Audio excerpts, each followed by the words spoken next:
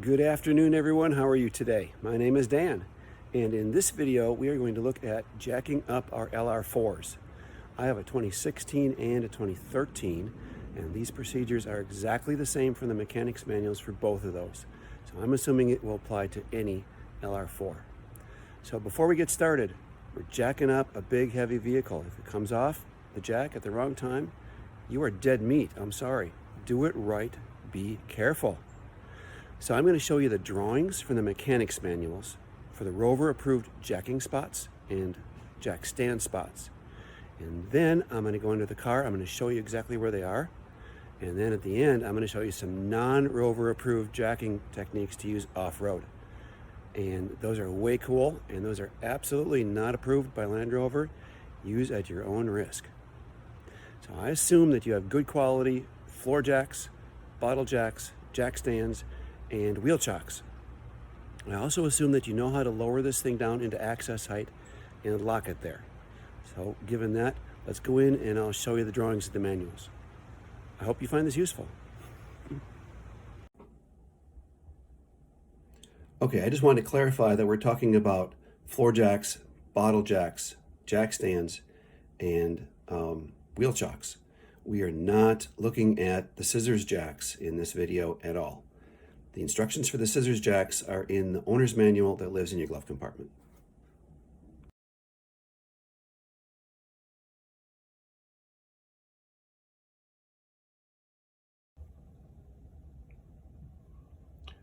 Okay, so if we wanted to jack up the entire front end, there's one jack location for that.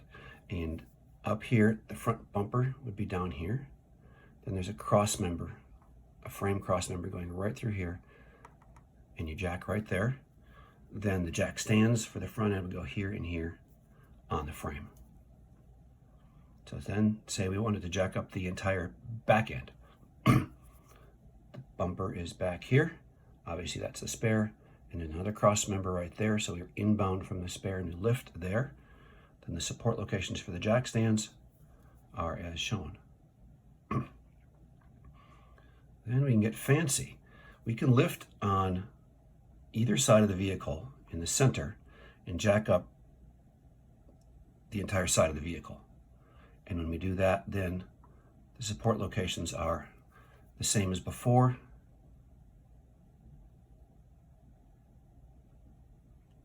And what they're talking about here is if we want to jack up just one wheel at a time, those are the jacking locations. You notice those are also the support locations.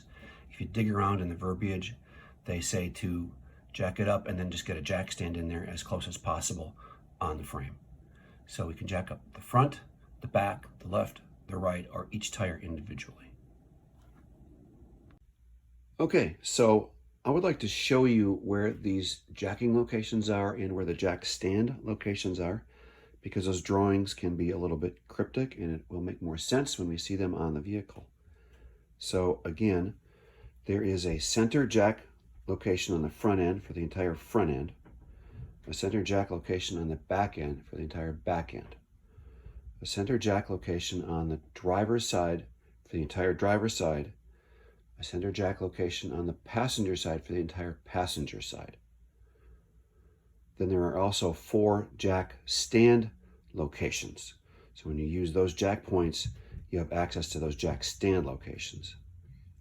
Then there are 4 additional jacking locations, 1 for each tire. And then the jack stand locations for each of those. And then finally, in the second half of the video, there are 4 non-Rover approved jacking locations where we use a bottle jack when it's on the road. And those are way cool, and I'm going to show you those in action and use our air suspension system to show you how that works, because that is very, very useful to know how to do that when you're on the road.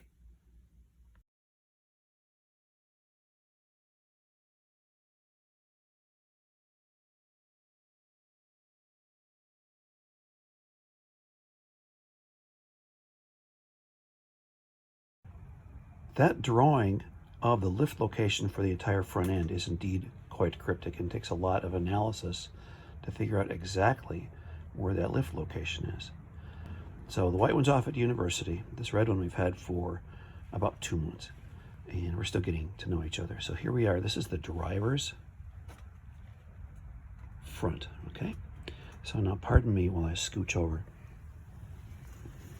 We're gonna scooch over. Try and get right on the center line, which is right about here. I'll go down. And here we are. This is the front piece of plastic. And here's the frontmost skid plate. And as we move back, there it is.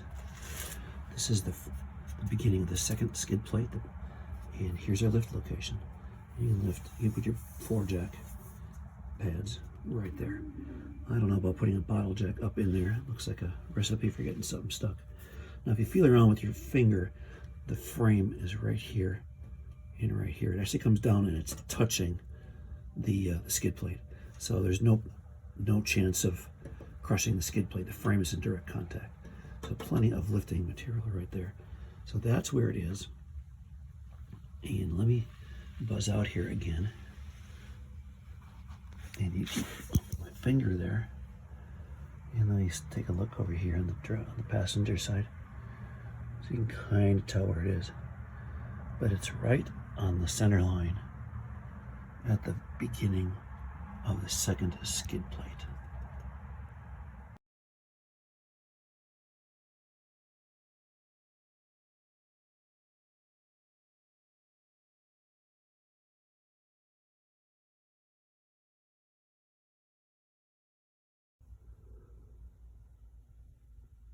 Okay, so let's take a look at the jacking location that works for the entire back end.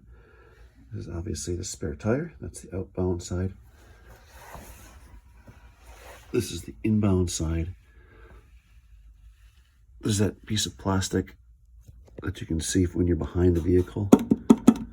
And Rover calls it a heat shield because it's up close to the exhaust components. Keeps the heat away from the tire. And there's our jacking location right there. So it's a cross member immediately forward of the spare tire. And they make it a point in the mechanic's manual to say to make sure that your jack will fit in here without smashing up your plastic shield.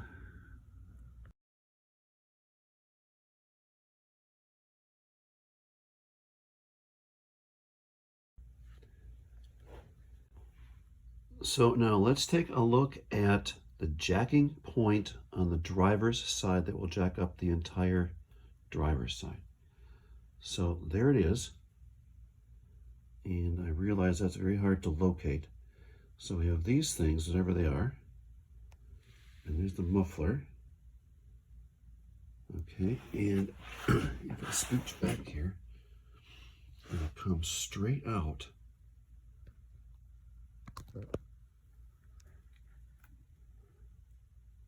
There's a door seam. So this jacking point is for the driver's side. And I will show you the passenger side because it is a little different over there.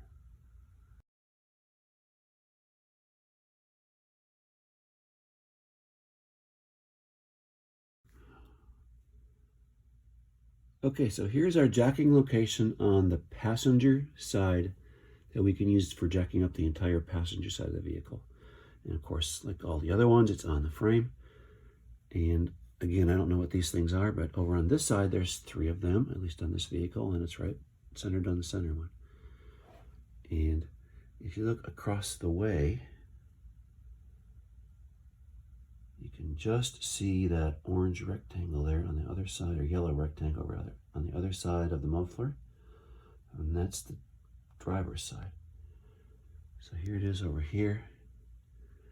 And if I come out and up, like before, it is just forward of the door seam.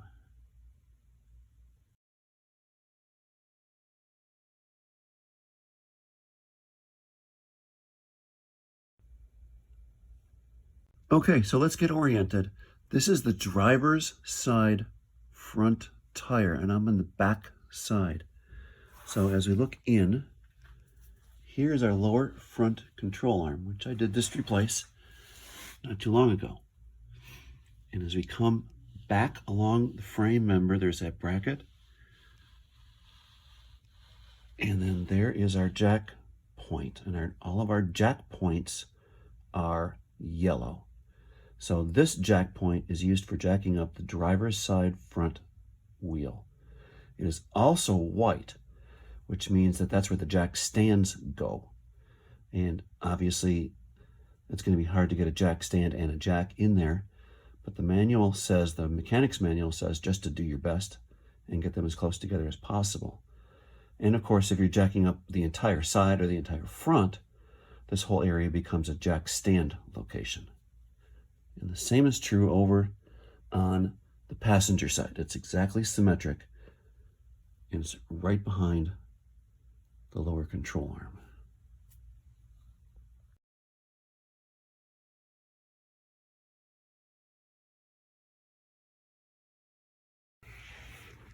Okay, so here we are. This is the driver's rear tire, and I'm on the front side of that, looking back.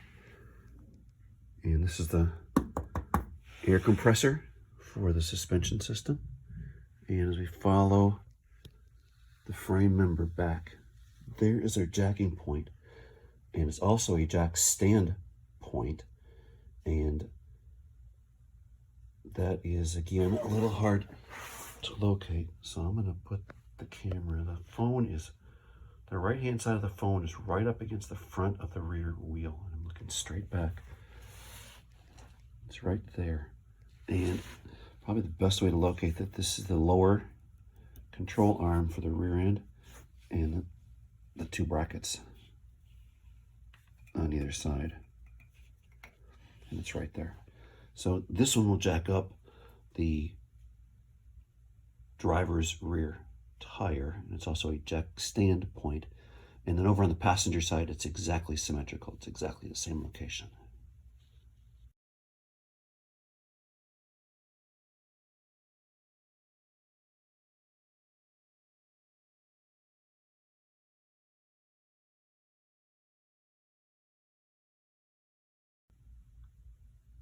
Okay, so in the previous section, all of those jacking points and jack stand points are in the mechanic's manual, and those are Rover approved. Now, let's take a look at some points that are not Rover approved, and these are very, very useful on the road. And in the next section, I'm going to actually get the truck running and jack it up and show you how this works, because it is pretty cool, and we're using the suspension to do that. So you need an air suspension to make this work. So I'm now on the passenger side. This is their rear tire on the passenger side. There's the control arm. And there's a little divot, a little indent in that control arm, and that is orange. And that is the location where we're going to use our bottle jack to jack up this wheel and do it really quick and easy when we're on the road. Again, this is not an approved Rover jacking point. And if I scooch over there, there's the other one on the driver's rear side.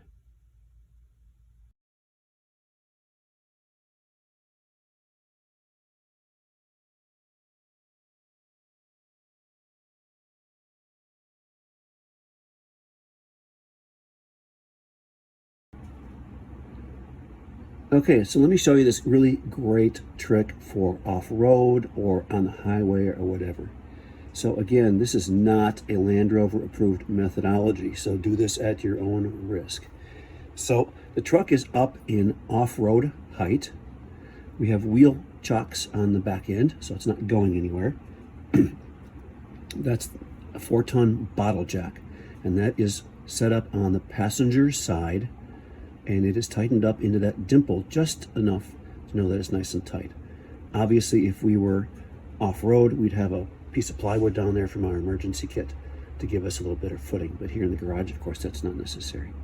So again, it is at off-road height. So give me a second. I'm going to go start it up, and I'm going to lower it down to access height. And I'll be back in a minute.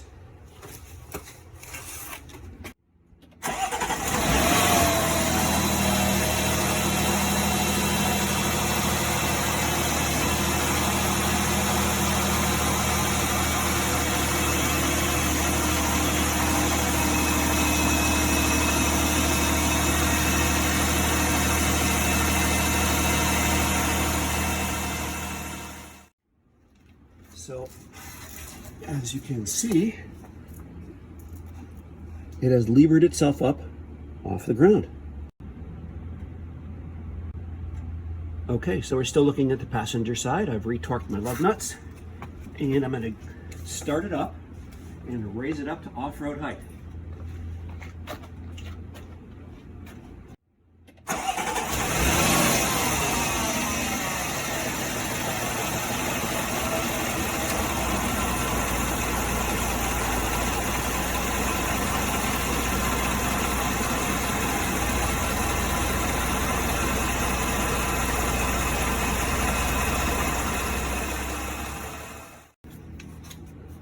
Okay, it's back up at off-road height.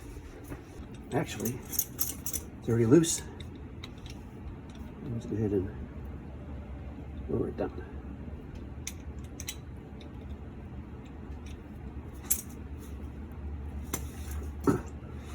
And Rover in the mechanics manual always says to use a piece of rubber so you don't scratch the frame.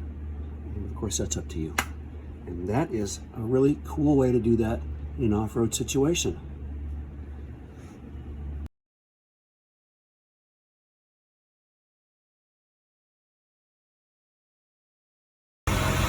Okay, so as you can hear, the engine is running, so it's going to be a little loud.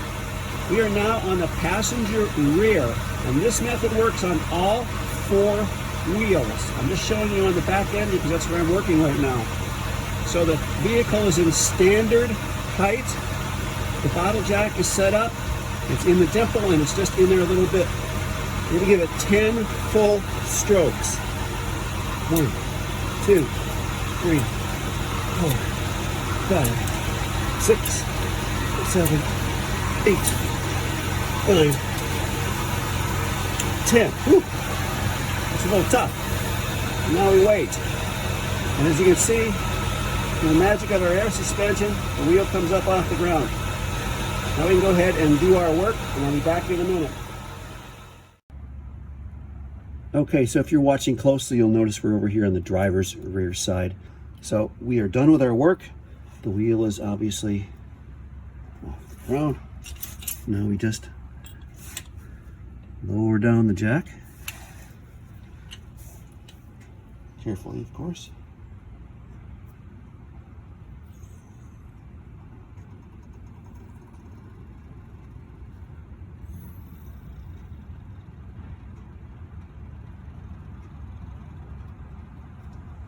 Okay, and that is all the way down. And the jack is actually almost free enough to come out, but not quite. Sometimes when I do this, the jack is in there pretty tight. So we're going to start it up and raise this back up to normal height, and that should give us enough clearance. And if that does not, then just raise it up to off-road height.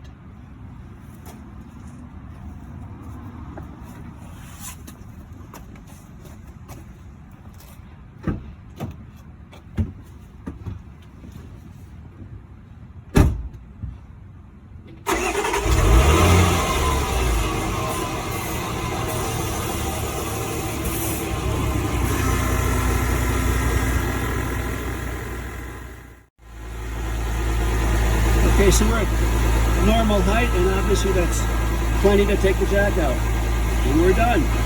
Very quick and dirty and easy.